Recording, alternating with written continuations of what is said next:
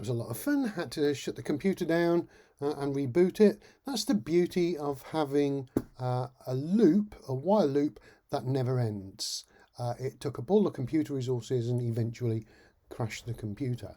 Anyway, we're back to normal, and what I really want to do is just finish off what I was saying about Python, or the IDE, idle, before I move on to sort of the end and more complicated editors to help us program.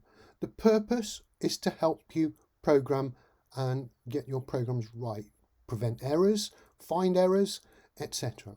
So it looks a lot like Notepad with a few more menus. If we take a look, we've got the basic file menus, the basic edit menus, where we can find items in files. So if you're looking for all the versions, if you know it's a while that's gone wrong, you can just choose find and then type in the word while and then click find.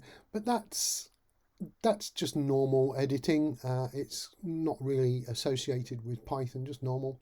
Format is a little bit different. This is just Python. So you can indent regions or dedent regions. If you're changing your programs, you can add comments to a region. So if I highlight all of these and choose format, I can comment all of those lines.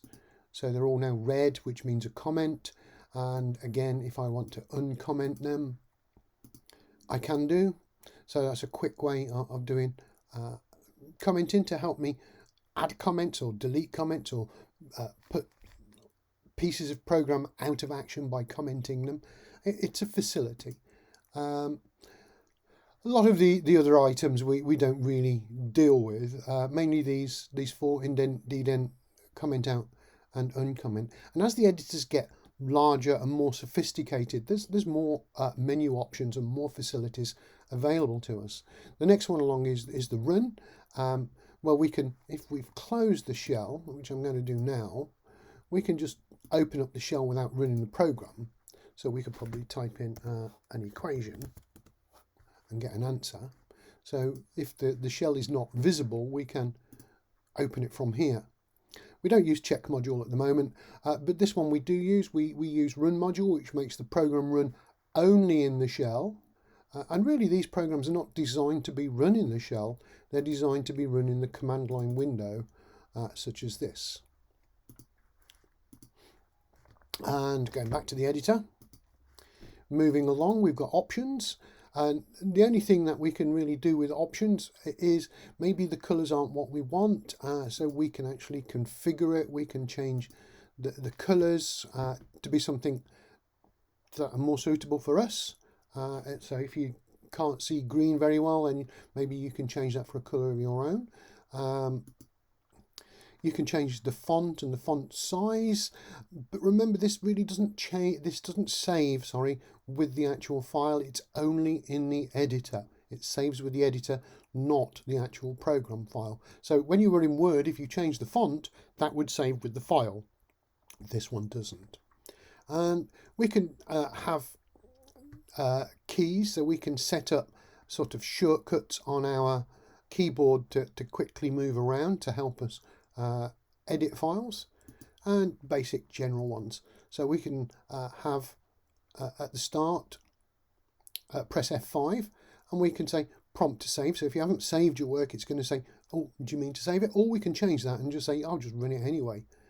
And if we haven't saved our work, it will run the last version. So prompt is quite useful to have. But it's a fair editor. It's got a few facilities, but only a few. It's certainly an improvement over Notepad and Notepad++, but it's not up to modern day standards. One of the things that we can do, particularly with all editors now, is kind of run the program one line at a time.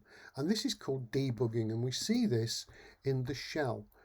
In the shell, we've got a menu called debugging. And I'm not going to go through too much at the moment. I'm just going to turn it on and show you that it works. But this enables us to look at each line of code as we go through, what all the variables stand for, even change them if we need to. because a lot of the times when we make a mistake and we can't find it, it would help us to go through line by line looking to see what is happening. So if I come here and I press debugger, I have a window which enables me to go in the program, so run the program and then take one step at a time. This one really deals with functions. I can jump over functions such as the built-in functions of print. I don't want to look at each and every line of code that wasn't written by me. So every line of code that makes print work, I might just want to jump over it. This one takes me out, and this one allows me to quit the program at all. I've got something called a stack, a bit too complicated at the moment. And I've got things called locals, local variables, and global variables. You will need to know about those a little later in the course. And if I put a tick in that box, it's going to show me the source of my program. So if I come back to here, if I now run my program, well, if I run the program, it's just going to crash again, which I don't want to do. I want to single step it. I want to go through the program one line at a time. Now, to do that, if I right click at the side or on a line, it gives me two words, set breakpoint and clear breakpoint. Now, what a breakpoint is your program will stop when it gets to this line. Now, I've put it on the first line. It could be on the 1000th line, and your program is going to run up until that line. When it meets that, that's when it's going to stop and hand control over to the debugger. And obviously we could have several of them, so I've done one there and the line highlights in yellow. I could do it on this line as well. I can set a breakpoint on this line, and if I've done it by mistake, I can clear that breakpoint. So how to use this we will deal with later, but this stops the program in its tracks. So what I'm going to do is actually put a breakpoint on the second line. I'm going to clear that breakpoint, and I'm going to put a breakpoint there. So I'm going to let the program run up until this place, and just to help out a little bit, I'm going to give it another line of code here. A equals 6, just nothing at all.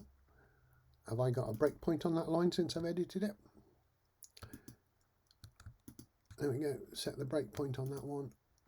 And clear the breakpoint if it was on there. Okay, so there we go. Now I'm going to run my program, and what happens is it passes control over to my debugger because my debugger is turned on, and then I have to run the program inside the debugger.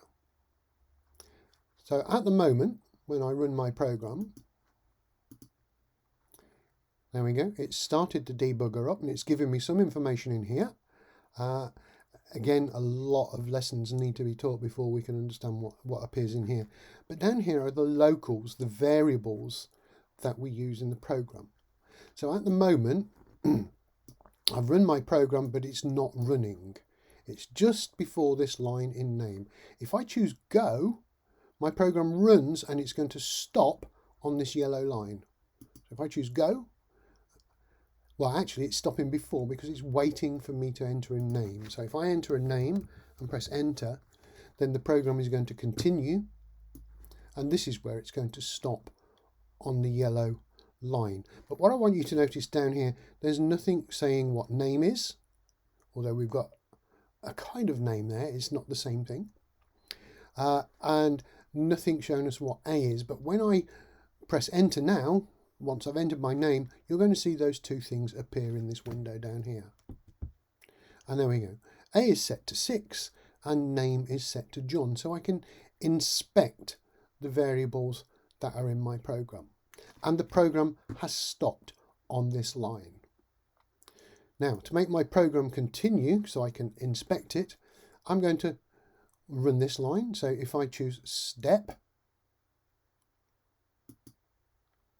it's running the line, but not doing a great deal. If I choose over, it's running the line, but not doing a great deal. However, if we look in the shell, we can see that the program is running. So it's not running continuously now with the while loop. It's only going to work every time I press this over button here.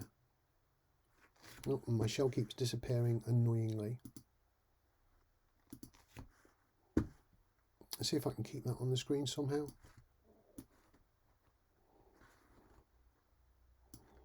Let's do another one. There we go. I think you saw it appear just before it disappeared. And if I'm finished, I can choose out, which will take me to the line below, but we know that this is going to crash my computer if it continues. So what I'm going to do is click on quit to quit the program. And then it actually exit nicely. There we go. And it's returned me to the prompt rather than just printing hello John a million times and crashing the computer. But that's the purpose of a debugger. So you can check, you can run through your program line by line to find out where the error is. So that's the IDE, Python and the shell together with all the libraries, which I shall talk about later or at some point, go together to form Python as an IDE. Now they're all integrated, they all need one another to work, unlike Notepad, which was something separate. In the next lesson, I'm going to show you advanced editors and how they help the user actually type programs.